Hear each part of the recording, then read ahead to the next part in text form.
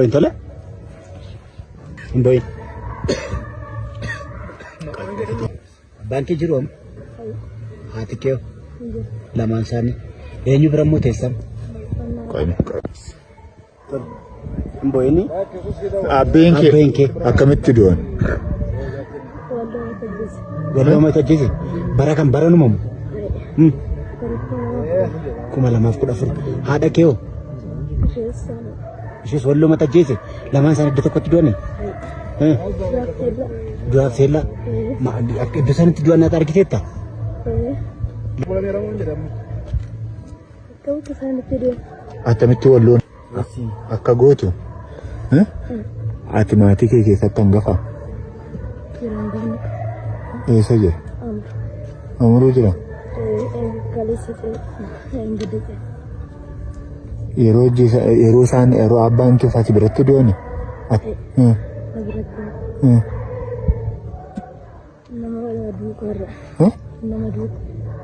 أتمت دوان سينجر أنا ما يرو ستمانو أبان كي وجيك أبو تري وجيك تو كبا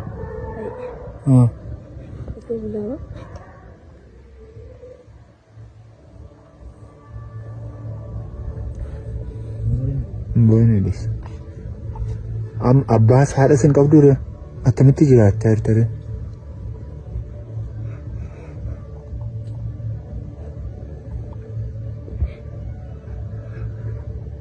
إيش كم بوين ليش إيش قفته إيش إنيو جنجرة كارت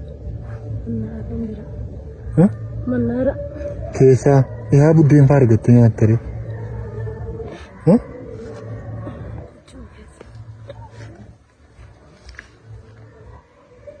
हम से गलती तगाफा भी ये जित ये गलती तो रही إيش हम में का तिबरत مفرد تجبرين يروح में का ये से था कि वली में गलो बोला में का कब दुबर तो था कब दो बोला में का دبرتو كلام وش إيرو ولي قال جاسم أتى में كفر لما فق في قد يقول لي أفرط جرا إيه سجروري ها جار ميدا أكيا ندادو ليرا أتم باسل جار ميدا أكتجي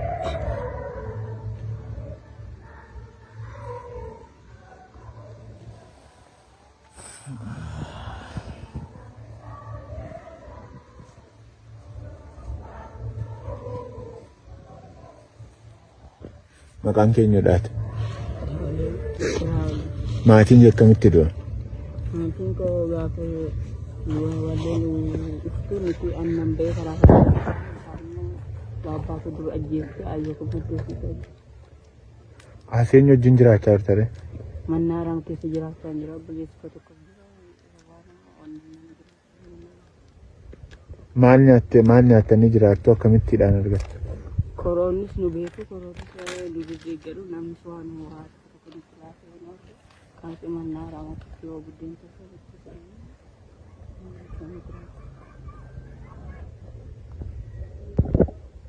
atau eh makan ke لكو دامي سن سلكوا دامي ما تنتم ما تيجي كم تداتين كندون beli sekian yang nianggap hijrah Boy ni disu. di bawah enggak ada hati nunggu dia betul mana Hah?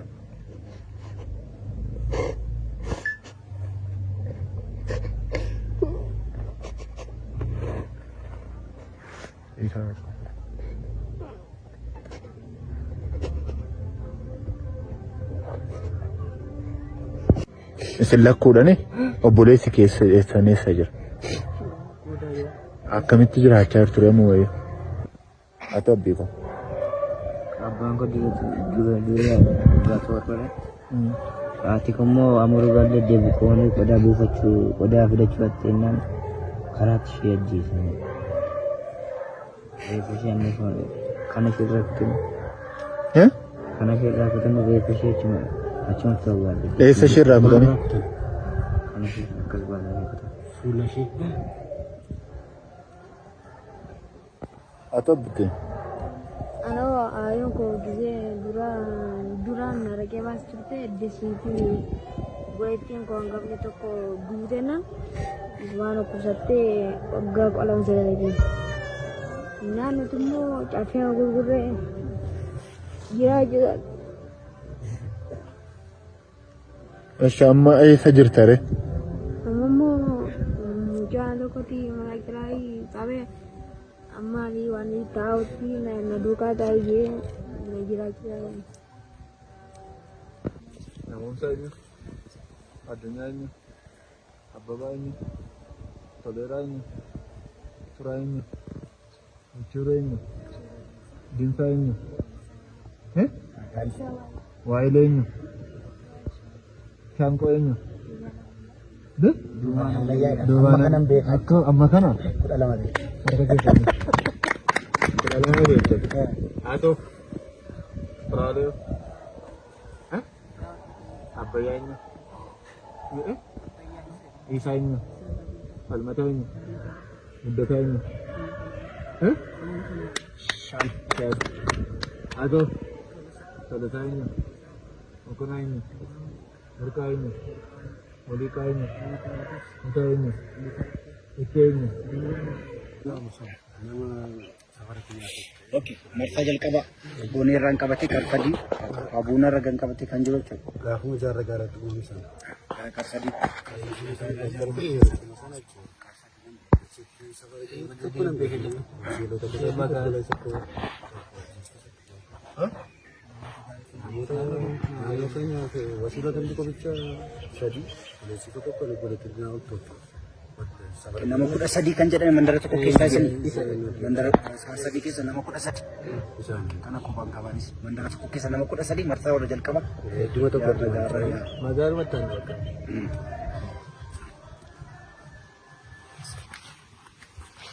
Rakkina keenya yoo furuu dadhabneeyyuu haala uummanni keenya itti jiru waa'ee uummata keenyaa himachuun wanta nu danqu akkayyuu. Ji'a meeqa kaffalte kan mana barumsaa? Hundumtuu riifti baratu. Riifti baratu hundumtuu.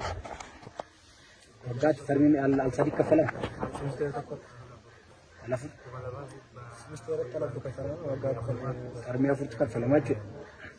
Sarmii afurtu kaffalama jechuun namoonni asirra ijoollee riifti ilaaluudha. Tokko lama sadii. Nama meeqa barsiisan? Akkas goona ga'a. Warroota kana barsiisa. Silkii isaanii, maqaa isaanii, liistii isaanii qaban. Kan tokkittii duwwaa isinii kaffalla sammaadha. Sarmii jalqabaa Hunda keessanii tokko tokko. tokkittii isinii kaffalla.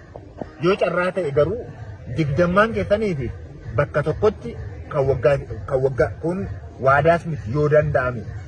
Isin namoota teekinooloojii. Aanimmaan fuulli sooshaal miidiyaa kiyyaadhaa kara deemaa jedhee jiru yoo hin beektan ta'eedhaati. Yoo danda'ame kan nama tokkotti daballeetu kan nama diddabaa teermiin kan ministeerri jalqabaa meeqa akka ta'e cheekii gooneetu walumaan mari'anne wanta goonu goonu. Garuu dhibba kan isiniin jedhu addaan barumsicha addaan hin kutinaa.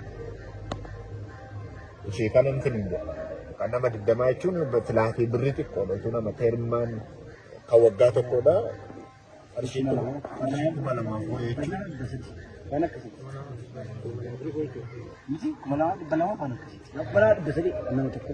Kan nama tokko. Nama tokko malaa dhibba sadii. Ishee kanatti isinii yaadna. Ammaaf kan teermii jalqabaa qofa. Jechuun kan jalqabaa qofa isin waan gootan godha. Hundumti keessan ol jechuudha. Garuu akka yaada kiyyaatti namoonni digdammaan kun bilbila keessan listii maqaa keessanii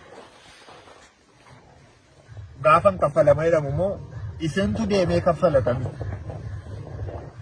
Listii keessaniin isin wajjin namni dhaqee isinii kaffala. Maqaa keessaniiti. Sababni isaa namoonni kun gargaaramuu caalaa barachaa jiraachuu qabu. Kanatti nama naaf. Yoo ta'ullee baate namni olaantummaa kanaa fudhatu nama lama jira eebboodhaaf barsiisaatu jira. Namoota digdammaan kana tokko irra deemee kaffaluu danda'a. Kana maaliifan jedhe beektaa? Namoota digdammaan 3,000 yoo ta'e. Nama 20 60 ismaayyuu humni jaatamni kan waggaa tokko guutummaa isaa cufaa jechuudha. Isa booddee baratanii of danda'anii deemu. Humni jaatamni waggaa arfaffaa kan baratu nama meeqa? Arfaffaan waggaa arfaffaa kan baratu nama meeqa? waggaa arfaffaadha? sadaffaana? lammaffaan waggaa lammaffaa. Sanistii hin jira? jalqaba kan seenaa? Waggaa tokkoffaan tokkoffaan jira? tokkoffaa bira taate? waggaa jalqaba? waggaa lama sadaffaa? si kafalatteetta hin kafalleen barsiis isheen harkaa kan ishee dhaqee maqaffatu. Kalsee antarmi lamaanu? Darbi lamaan waggaa arfaffaadha miti kan ta'e? kan isheen cufamu. kan darbi lammaffaadhaan harkaa fuutaa dhaqee kaffatu. Nagayeesaa fudhataa jechuudha sirka. Nageessi achitti nagahee warraa fuutu nagahee buustan ture sirka nageeffatu. Wajjumaan kaffaltuu hojjennu yaala.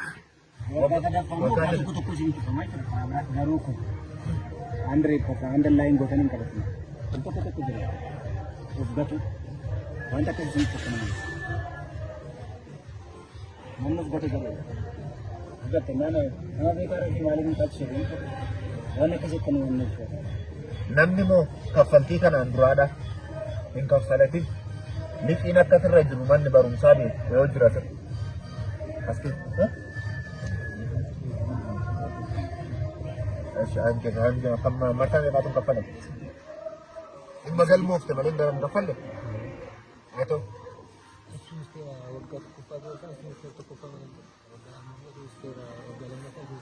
waan akkasiitiin qulqulleessa beekna namoota akkasumatti atu kaffalini mana barumsaa rakkisaniidhuma barachaa jiran namoonni barumsa itti baratan jiru rakkatanii waan godhan gaafa dhaba rakkisanii kan baratan namoota akkasiitiin qulqulleessa.